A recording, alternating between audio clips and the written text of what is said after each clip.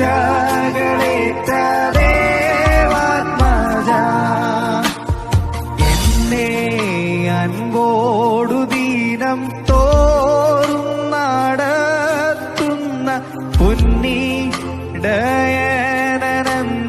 വന്ദനമേ എന്റെ പുന്നീടയനന്തം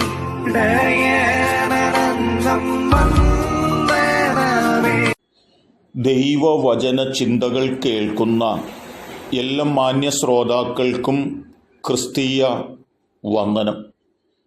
കൊരിന്ത്യർക്കെഴുതിയ 1-ാം ലേഖനം 16-ാം അധ്യായം 21-ാമത് വചനം. പൗലോസായ എൻ്റെ കയ്യാൽ വന്ദനം.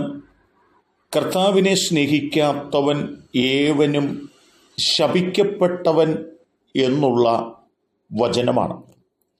പൗലോസ് എന്താണ് ഇവിടെ ഒരുപറ്റം ആളുകളെ ശപിക്കപ്പെട്ടവർ എന്ന് സംബോധന ചെയ്യുന്നത് എന്ന് ചോദിച്ചാൽ, തൻ്റെ ലേഖനത്തിലൂടെ അത്യുന്നതനായ ദൈവത്തെക്കുറിച്ച് വളരെ കൃത്യമായി ബോധ്യപ്പെടുത്തിയിട്ടും സൃഷ്ടിതാവായ ദൈവത്തെക്കുറിച്ച് ഗ്രഹിക്കേണ്ടതുപോലെ ഗ്രഹിപ്പാനോ അല്ലെങ്കിൽ കാര്യങ്ങൾ മനസ്സിലാക്കിയിട്ടും ദൈവത്തെ ദൈവമെന്നോർത്തും മഹത്വമർപ്പിപ്പാനോ മനസ്സുവെക്കാത്ത, ദൈവത്തോട് മത്സരിക്കുന്ന, മറുതലിക്കുന്ന, യഥാർത്ഥ സത്യത്തെ തിരസ്കരിക്കുന്ന ഒരു കൂട്ടം ആളുകൾ എന്ന നിലയിലാണ് പൗലോസ് ഇവിടെ അവർ ശപിക്കപ്പെട്ടവരാണ് എന്ന് ഓർമ്മപ്പെടുത്തിയിട്ടുള്ളത്.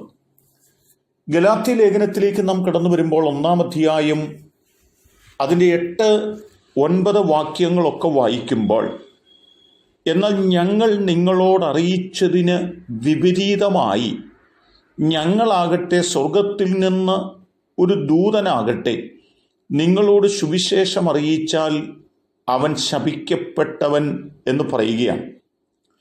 എന്ന് പറഞ്ഞാൽ, എഴുതപ്പെട്ട ദൈവവചനത്തിൻ്റെ പ്രാധാന്യത, എൻ്റെയും നിങ്ങളുടെയും കൈകളിൽ ലഭ്യമായിരിക്കുന്ന സത്യവേദപുസ്തകത്തിലെ യഥാർത്ഥമായ വചനങ്ങൾ, ആ വചനത്തിന് വിരുദ്ധമായിട്ട് നാളുകളിൽ ഞങ്ങളാകട്ടെ മറ്റൊരുവനാകട്ടെ നിങ്ങളോട് സുവിശേഷിക്കുവാൻ വന്നാൽ അങ്ങനെ പറയുന്നവർ ശപിക്കപ്പെട്ടവരാണ് എന്നുള്ള പദമാണ് അവിടെ പറഞ്ഞിട്ടുള്ളത്.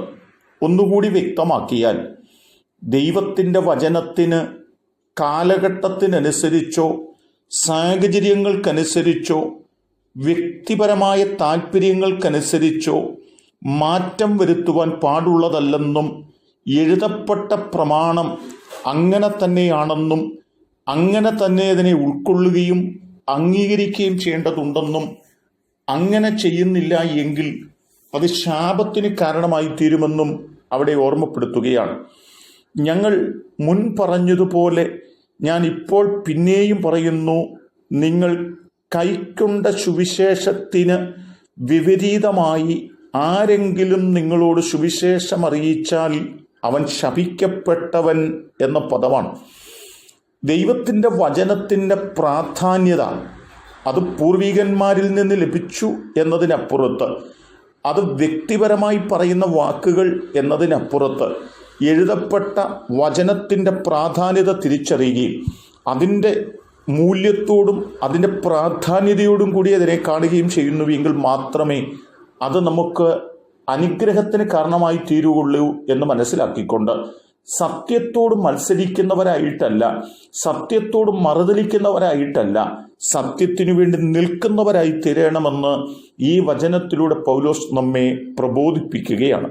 ആകയാൽ എന്നെ കേൾക്കുന്ന പ്രിയപ്പെട്ടവരെ, നാം ഒരിക്കലും സത്യത്തോട് മറുതലിച്ച് നമ്മുടെ ജീവിതം മുൻപോട്ട് കഴിക്കുന്നവരായിട്ടല്ല, സത്യത്തോട് ചേർന്ന് നിൽക്കുന്നവരും സത്യവചനത്തോട് കൂറു പുലർത്തുന്നവരുമായി നമുക്ക് മുൻപോട്ട് പോകുവാൻ നമുക്കൊരുങ്ങാം.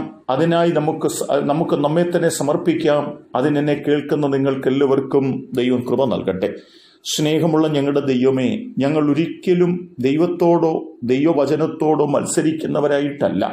ഞങ്ങൾ എഴുതപ്പെട്ട പ്രമാണങ്ങൾക്ക് കൊടുക്കേണ്ടുന്ന ഗൗരവം കൊടുത്ത് അതിനെ മനസ്സിലാക്കുവാനും അതിൻ പ്രകാരം ജീവിപ്പാനും ഞങ്ങളെല്ലാവരെയും സഹായിക്കണം. ദൈവവചനം കേട്ട എല്ലാവരെയും ദൈവം അനുഗ്രഹിക്കണം. യേശു കർത്താവിൻ നാമത്തിൽ തന്നെ ആമേൻ.